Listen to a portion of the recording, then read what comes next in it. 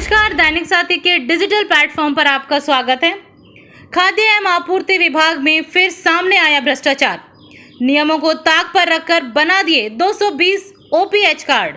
Online portal पर दर्ज ration card का नहीं है दफ्तर और सरकार की सूची में कोई भी रिकॉर्ड। बोगस ओपीएच कार्ड धारक ले रहे हैं सरकार का राशन।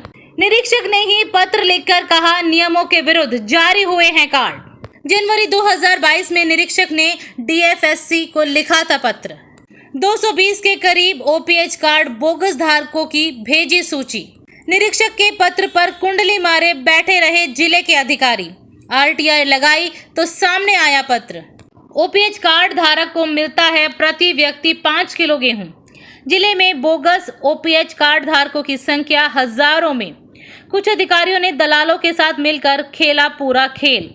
लाखों रुपए की हुई है अनियमितता। सरकार कराए जांच तो सामने आ सकता है गेहूं का बड़ा गड़बड़ झाला। अब आपको सुनवाते हैं कि पूरे मामले पर आरटीआई कार्यकर्ता रसगन के पूर्व सरपंच सुमन ने क्या कहा।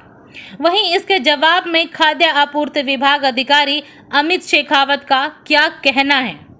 उसमें उभर सामने ये आई करीब 200 राशन कार्ड जो है ना वो फर्जी बने हुए हैं। मैंने उसका अवलोकन किया ना, पूरी आरटीआई के मुझे 69-70 पेज मिले हैं जी। उसमें से एक लेटर मैंने देखा कि जो इंस्पेक्टर धारूहेड़ा में अभी लगा हुआ है फूड सप्लाई का, उन्होंने करीब 6 महीने पहले जी जनवरी के लास्ट वीक में एक चिट्ठी भेजी है डिस्ट्रिक्ट फूड सप्लाई कंट्रोलर को जी। और उसमें उन्होंने बताया कि भाई ये कार्ड जो है ना ये रिकॉर्ड के अनुसार गलत बने हुए हैं जी।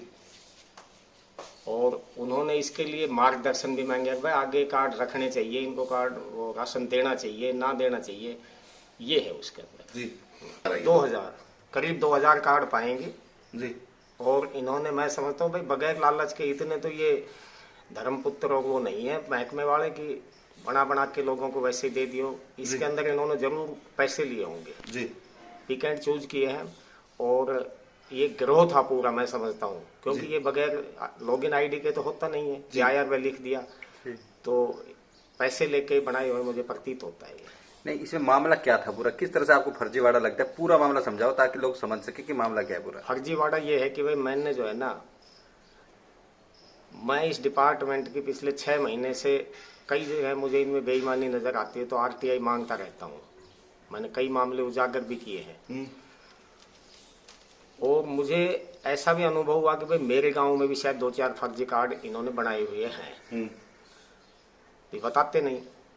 हम जब इनके पास कहते हैं किसी को भाई कार्ड बनाना या इनके नाम जोड़ दो इसके अंदर, भाई किसी के बेटा बेटी हो गया 1 साल बाद उसका नाम दर्ज हो जाना चाहिए, तो ये कहते हैं वो तो वेबसाइट ही बंद है। इनके दलाल जो बैठे हैं वो पता नहीं किन के माध्यम से इनके नाम जोड़ते हैं, काटते हैं और कैसे राशन कार्ड बनाते हैं। तो मैंने अप्रैल 2022 में एक आरटीआई लगाई कि भाई धारूहेड़ा, क्योंकि मेरा जो ये केंद्र है ना ईएफएस का, हमारा जो गांव आता है वो धारूहेड़ा के अंतर्गत आता है जी। इसलिए मैंने सोचा पहले धारूहेड़ा की बात करें जी। तो धारूहेड़ा जो इंस्पेक्टर है उसका जो कार्यालय है, उस कार्यालय से 1 जनवरी 2022 से 31/3/2022 तक जितने भी कॉरेस्पॉन्डेंस गए हैं district food supply controller Rewari कार्यालय, उनके सबकी आरटीआई मैंने मांगी। तो ये कोई बड़ा मामला भी नहीं था ना, मैंने कोई ऐसी वही जो धारा 8 है इसकी आरटीआई एक्ट की कि भाई उसका कोई वायलेशन हो रहा था, वो चिट्ठियां मैंने मांगी तो इन्होंने वो देने में आनाकानी की। और मैंने विश्वस्त सूत्रों से ये बिल्कुल उस विभाग के कार्यालय में जाता रहता हूँ। मैंने डीएफएससी के टेबल के ऊपर ना वो सभी आरटीआई जो डीलिंग बाबू है उन्होंने उसको टाइप करके बाकायदा मोहर लगा के रखा हुआ देखा। 1 महीने के अंतराल में मुझे आरटीआई मिलनी चाहिए थी। मैंने 20 दिन बाद ही देख ली कि इसकी टेबल पर सब तैयार है, इसने अटेस्ट करके देनी है, लेकिन वो उसने नहीं दी। और फिर मैं अपील चला गया। अपील में चला गया तो ये अपील के अंदर भी इन्होंने आसानी से वो बात मेरी नहीं मानी जी। फिर इन्होंने मुझे एक चिट्ठी लिखी।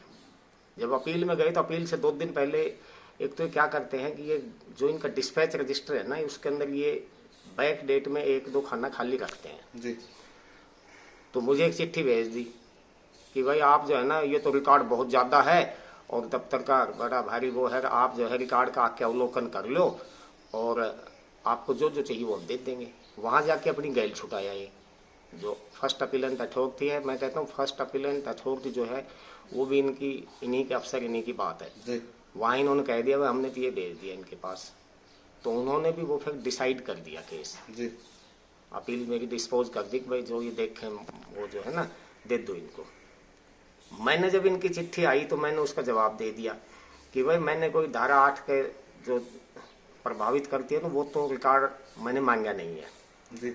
और आप 2 रुपये प्रति पेज के हिसाब से मैं उसकी फीस देने के लिए तैयार हूँ, इसलिए जितना बनता है मुझे सारा रिकॉर्ड दो।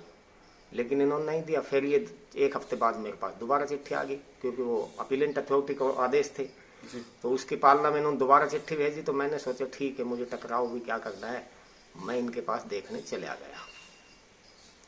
तो इन्होंने मुझे फिर RTI से 69 पेज के दिए। जब मैंने उनका अवलोकन किया तो उसके अंदर भी वही जब मैंने मांगे 1 जनवरी 2022 से 31 मार्च 2022 तक के थे, तो फिर भी इन्होंने कुछ लेटर छिपा लिए। तो मैंने उसका अवलोकन किया जब सारा, तो मैंने बता दिया भाई ये पत्र नंबर आपने नहीं दिया, जो कि मैंने 69 पेज में से आइडेंटिफाई किए हैं। उनमें पढ़ने से पता लगा कि इसका जवाब ये था। नहीं, आप फाइनली आपको जब वो मिल गए डॉक्यूमेंट तो उसमें क्या मिला आपको? नहीं, उसमें तो मुझे नहीं मिला। उसमें मुझे ये मिला कि भाई 22 जिलों के फर्जी राशन कार्ड के लिए किसी कार्रवाई चल रही है।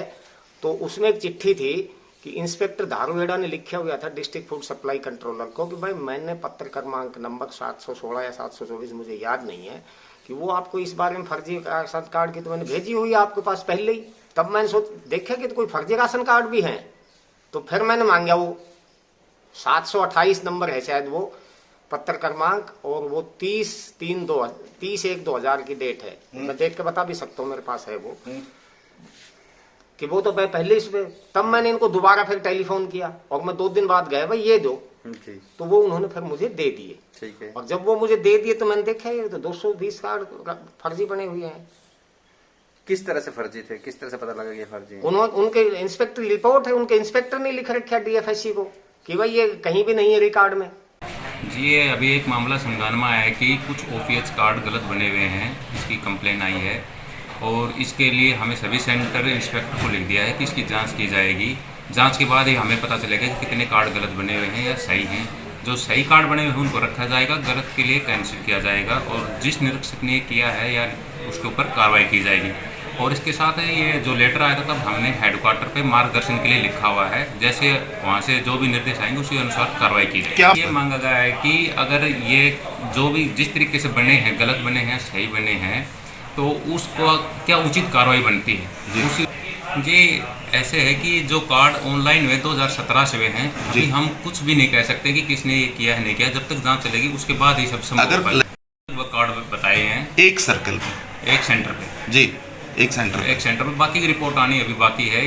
जिस दिन इस इंस्पेक्टर ने हमें बताया था हमने बाकी सभी सेंटर पे लिख दिया था इसके बारे में। उनकी जैसे ही उनकी रिपोर्ट आएगी उसके अनुसार ही कार्रवाई करेंगे। नहीं जी, ऐसे है कि 2 या 3 तरीके से कार्ड बनते हैं जी। तो जब तक सर्कल ऑफिस जांच नहीं कर लेता तब तक हम नहीं कर सकते। माना जाए ये तो जी, एक बार जांच आएगा तभी हम। आपकी बात बिल्कुल सही है। जो किसके टेन्योर में बने हैं, कौन तत्कालीन निरीक्षक कौन था, तो ये सब पता जांच में ही चल पाएगा जी। हमें इस आशंका को देखते हुए बाकी सभी सेंटर पे भी हमने लिखा है और जल्द ही इसकी रिपोर्ट आ जाएगी तो जो हम आपके साथ शेयर करेंगे।